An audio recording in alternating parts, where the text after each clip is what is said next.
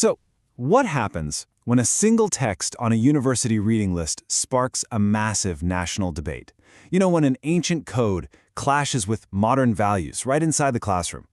Today, we're diving into the controversy at Delhi University over one very old, very complicated text, the Manusmriti. And this really is the million-dollar question, isn't it? When a university decides to pull a controversial text, are they censoring history and limiting academic freedom? Or are they making a responsible choice to protect their students and the very integrity of their education? Let's unpack that. Okay, first up, let's look at what actually happened. Section 1, a curriculum on fire. This is all about the spark that got this whole thing going. So, the flashpoint was this one Sanskrit paper called Dharmashastra Studies, and on its recommended reading list, you guessed it, the Manusmriti. Now, on the surface, that might seem totally normal, right? Just including a major historical text. But the thing is, the nature of this particular text is exactly what lit the fuse. Almost immediately, students and civil society groups were raising red flags, and their argument was pretty straightforward. The Manusmriti isn't just some neutral historical document. It's what's called a Dharmashastra. It's a prescriptive text that lays down rules. And, well, a lot of those rules enforced incredibly strict and frankly discriminatory caste and gender hierarchies. And the university's reaction? It was swift, and it was decisive. First, they didn't just remove the book, they deleted the entire paper from the curriculum. And second, they put out this really important circular that basically told all the colleges, hey, no more going off script. Everyone had to stick only to the officially approved syllabi, which, kind of hints that there was a deeper procedural mess going on here. We'll get to that in a bit. All right, Section 2, the problem with the text. This is where we get to the heart of the academic argument. Because it wasn't just about the words in the book. It was an issue of how it was framed. The core of the intellectual argument really boils down to this idea of a category error. Critics argued that the university made a huge mistake by treating the Manusmriti like it was a history book when it's actually a rule book. And that difference is so important. A descriptive text, like a history book, tells you what was happening. A prescriptive text, like a legal code or a rule book, tells people what they should do. Presenting the Manusmriti without making that crystal clear is like handing someone a 2,000-year-old law book and just calling it a diary. It's totally misleading. And look, this isn't just some hot take. Real scholarship has shown this text is incredibly complex. It's full of contradictions and inconsistencies. So, to just drop that into an undergraduate class without any expert framing, without helping students understand its complicated history, that's not just a challenge, it's pedagogically irresponsible. You risk making these really exclusionary ideas seem like just simple, harmless tradition. And this brings us to the very real impact this has on the people sitting in that classroom. Because this was never just an abstract academic debate.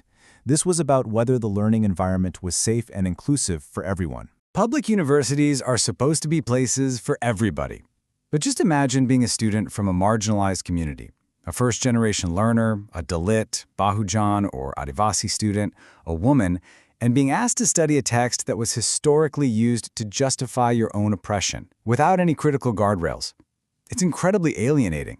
It sends a pretty clear message about whose history and whose safety really matters. Now, a common comeback to this is, oh, this is all just about hurt sentiments. But the source makes a really powerful distinction here. The pushback wasn't just some emotional reaction. It was based on solid, documented, scholarly evidence of the text's discriminatory codes. The burden of proof was really on the people who wanted to include it to show how they could possibly teach it responsibly. And here's the real kicker. This whole situation flies directly in the face of official policy. The National Education Policy of 2020 explicitly calls for more inclusivity and equity in education.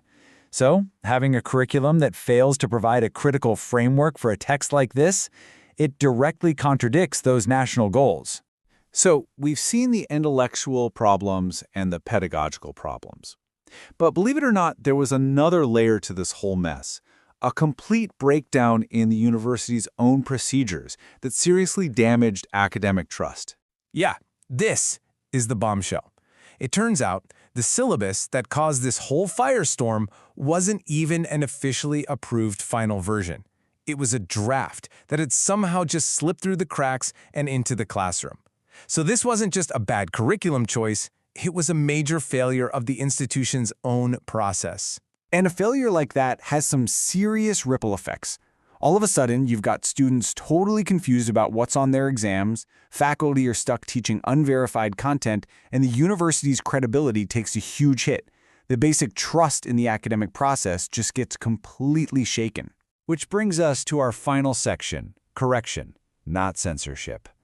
The whole argument here is that this wasn't about banning a text from ever being read again. It was about finding a much, much better way to teach it. See, this isn't about banning the Manusmriti. It's about teaching it responsibly, and there are totally ways to do that. For example, you can pair it with other texts so it doesn't seem like it's the only authority. You teach its reception history, how it's been used and politicized over the centuries. And crucially, you include powerful counter-voices, like Dr. Ambedkar. You connect it all back to modern constitutional values. Now that is what rigorous, responsible teaching looks like. When you look at it through that lens, the university's action wasn't just some curriculum update, it was in alignment with its constitutional duty. Indian universities operate under a constitution that guarantees equality. So by removing a course that presented a discriminatory text so uncritically, Delhi University was actually bringing its curriculum in line with these foundational national values. So when you put it all together, the final verdict is that this course failed on 3 different levels. 1, it was intellectually weak because of that whole category error. 2, it was pedagogically unsafe because it put students from marginalized communities at risk. And 3, it was procedurally unsound because it came from a draft. Taken together, the decision to pull it was less of a controversy and more of a totally necessary course correction. Ultimately, this whole episode is a powerful reminder that yes, what we teach in our classrooms absolutely matters. But it leaves us with an even bigger question to think about. Since the way we teach is what truly shapes minds, how do we make sure our classrooms are built not just on knowledge, but on wisdom?